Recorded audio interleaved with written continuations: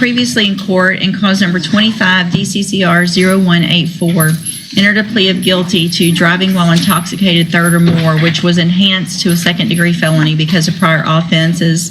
The agreement was for a cap of 14 years in prison. I've received the pre-sentence report. All right, folks, right out the gate, this isn't your first time DUI. We're talking third or more, which in Texas, that's a second-degree felony. Basically, the system's patience is running out. Has everyone had an opportunity to review that report? Are there any additions or corrections? No, All right, Mr. Parker, you may proceed. Just some of my client's knowledge. I've given the court and the prosecutor a letter of support from Frank Maida. And I've received that and reviewed it as well. And Your Honor, from talking to this man, talking to people that have known him, he is a good person that's just an alcoholic.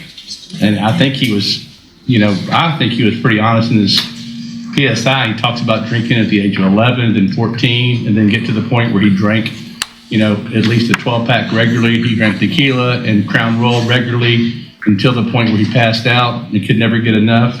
Now listen to how the defense spins this. A good man who's just an alcoholic. What do you think? Should addiction earn sympathy or accountability? Drop your thoughts below. He's had several DWIs in the past. He's never had any kind of help at all. And I think he is a prime candidate for safety to get the help. He's had some periods where he's tried to do it on his own, and he was somewhat successful. He cuts grass for a living for several people here in Beaumont. He has the ability to make money if he's given the opportunity to be put on probation and go to the safety program. So he can do that.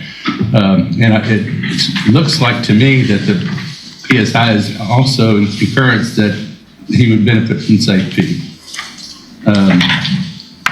I just think that's the best thing for him instead of just locking him up. Thank you, Mr. Parker. Ms. Malfino? Judge, I think it goes without saying that he certainly could use the help of safety. I think it also has to go without saying that prior to the criminal history that cannot be ignored. Obviously, of course, we'll defer to whatever the court deems appropriate. I respect Mr. Maida's letter. I take him at his word. But it's just difficult for me to argue both ways because I think he needs the help, but I also think we have the criminal history to take into consideration. Right. And again, I think most of his criminal history is just drinking, and so many people have got the opportunity and it's worked for him, and he, not from anybody's fault, he's never got that help,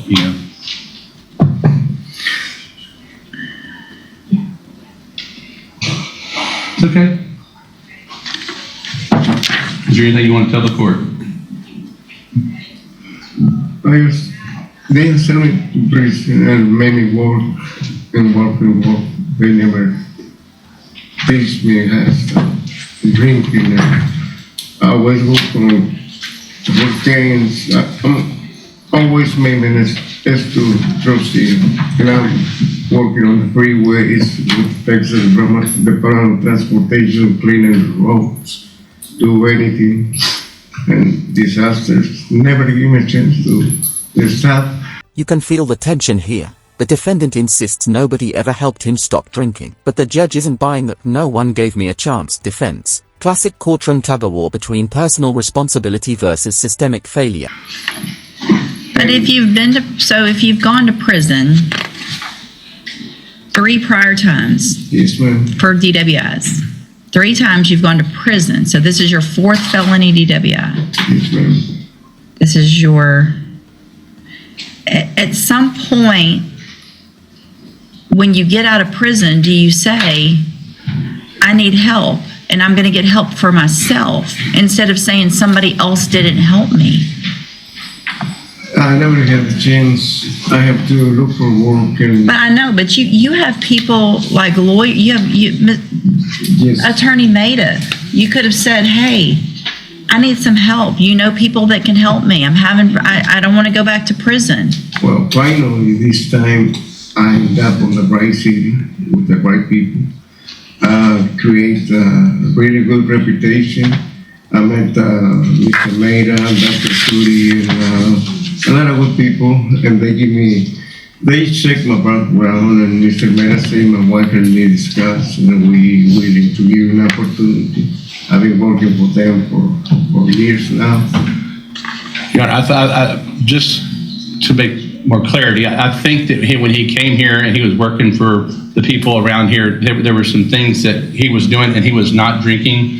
I don't remember the incident, but there was an episode where he started drinking again, and it was pretty close to the time frame of this. This wasn't I'm not saying this is the only time, but he had started drinking again.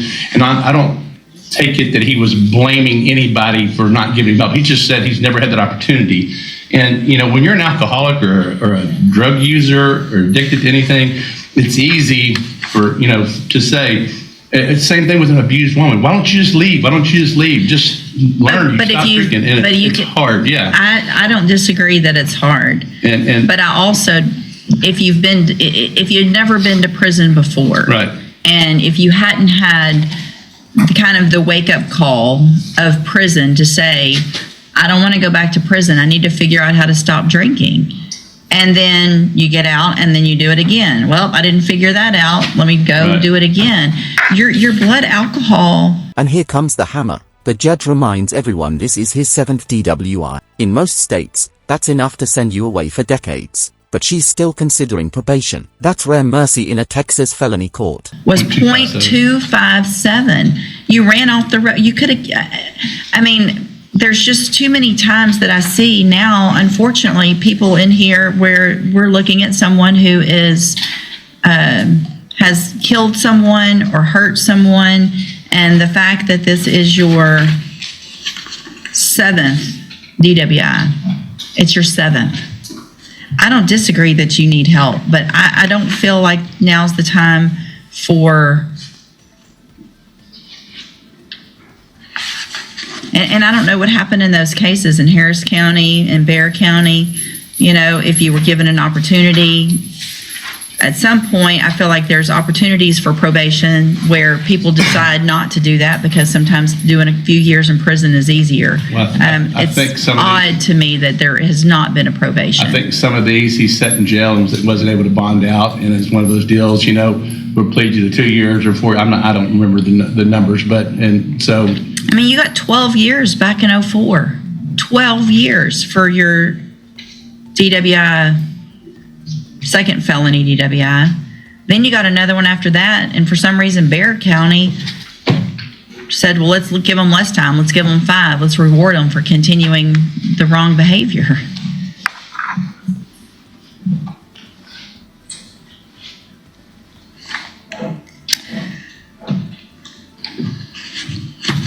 Anything else?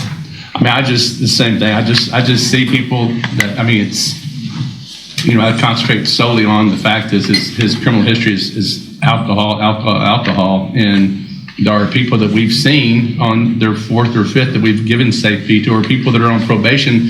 People are on probation for DWI, and they violate the terms of probation by drinking, and they come back before, all these courts, and several times we say, hey, let's give you safety, And I can make the same argument. You just went to court. I get it, but I don't get what people think. But I just think he's a prime candidate for safety, and he would benefit from it. He's a good person. He'll work. But I understand the court's position. Can I say something? Yeah, sure. I've been sober since the I'm sorry? I've been sober since the accident. I moved to small chair. You've been sober since the accident? I moved to a chair that is on the back of the property, Mr. Maida, and he said one condition, no drinking. And I respect that.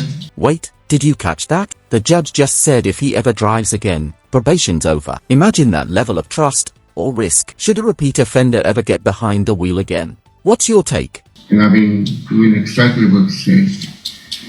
Because I know he's the only one of the few persons that believe in me, and I see me a great opportunity. I know it's the chase of my I can't life. slow down. He said he's one of the only ones that will give him an opportunity. He knows he's serious about it. He's allowed him to move on the back of his property in a little room, I think. We even went to what they call a retreat he asked me if he willing to go, and I said yes, sir. And we spent 3 days. And he's a great person. He's been helping me a lot. So here's the thing. If I even were to consider, which I'm not sure why I'm even considering, but I might, giving you a probation, you would not drive ever a vehicle. No, I mean, it would be part of your probation. So you're going to have to, I haven't get a car. Listen to her. I mean, it would be a condition of your probation that you never drive the entire time that you're on my probation. You understand that? Yes, ma'am.